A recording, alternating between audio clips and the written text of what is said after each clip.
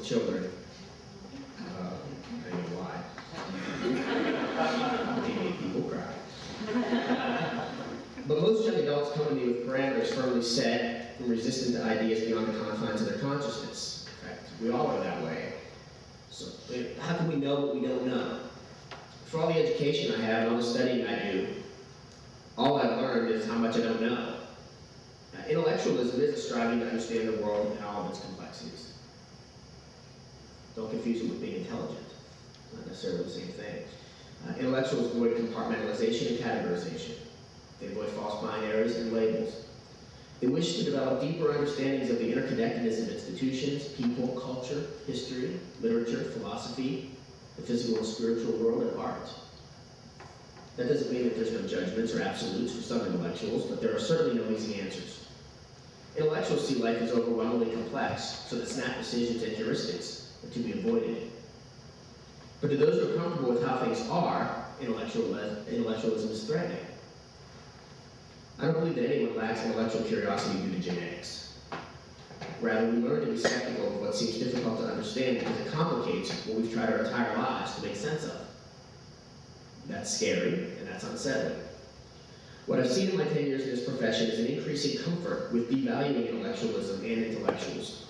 If you try to understand the complexity of life, you're a flake. If you avoid easy answers, you're an elite, or an elitist, as Barack Obama was recently called.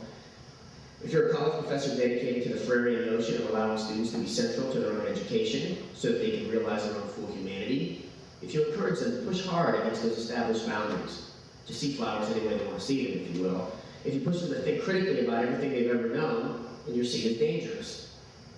You see, the claim about college professors wanting to turn students into liberals is completely wrong. It's a claim made by those who resent intellectualism and who fear a world full of free thinkers.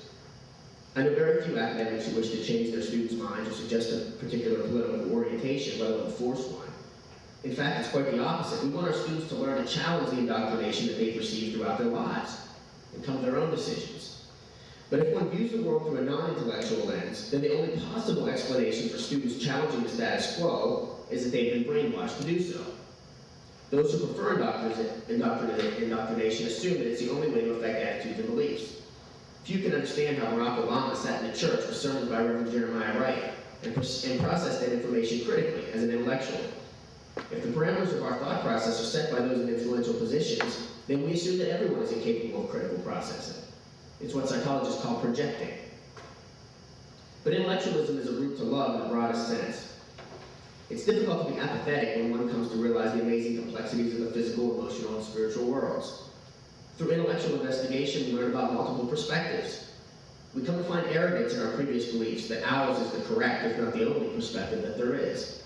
As we strive to love one another, we become increasingly concerned about one another's welfare. We love, we care, we work toward justice, the public manifestation of love. But it's not all that cheery. By realizing the complexity of the world, we come to realize the systemic advantages and disadvantages that comprise the hegemonic order. We're routinely frustrated, saddened, angered, and even intolerant of those who refuse to appreciate and work to remedy the pain that causes those on the outside. We become tempted to fall into apathy, to wrap ourselves in that warm blanket, and to turn our love inward. We start to question our own privilege, which sometimes results in a paralysis that mirrors apathy. This is the burden of those who strive toward the intellectual, but what a wonderful struggle it is. For me, it's what makes me hop out of bed in the morning, because I know that I don't struggle alone. Each day I'm surrounded by brilliant colleagues, eager and talented students, and an entire community of learners to share in my struggle. North Central College is committed to social justice, and in that way it's committed to love, and so am I. I have been and am loved by so many wonderful people, and like me, they know that the world is full of challenges and sometimes unbelievable injustice. It's tempting to retreat into apathy when it all feels too overwhelming. Without one another, that's exactly what we do. But since we love, we continue to love.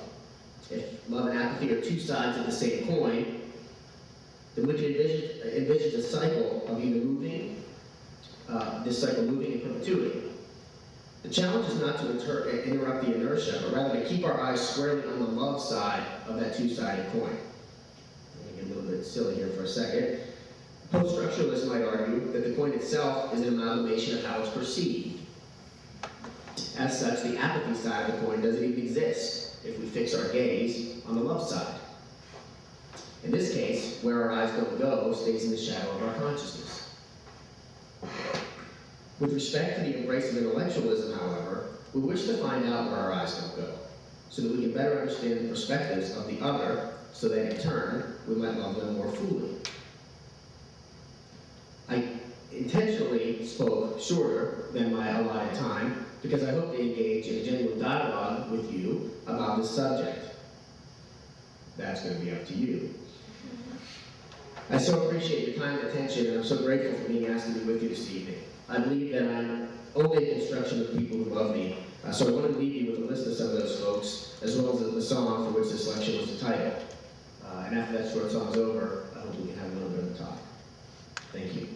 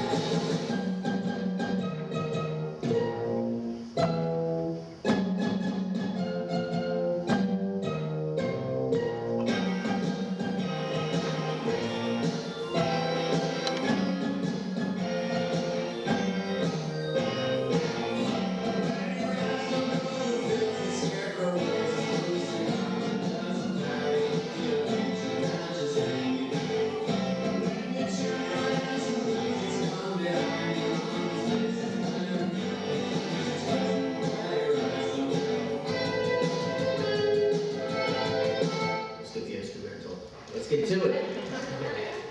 What do you want to talk about? Let's get to it. There's no script now, so I am naked. Intellectually. That'll clear the room pretty quickly.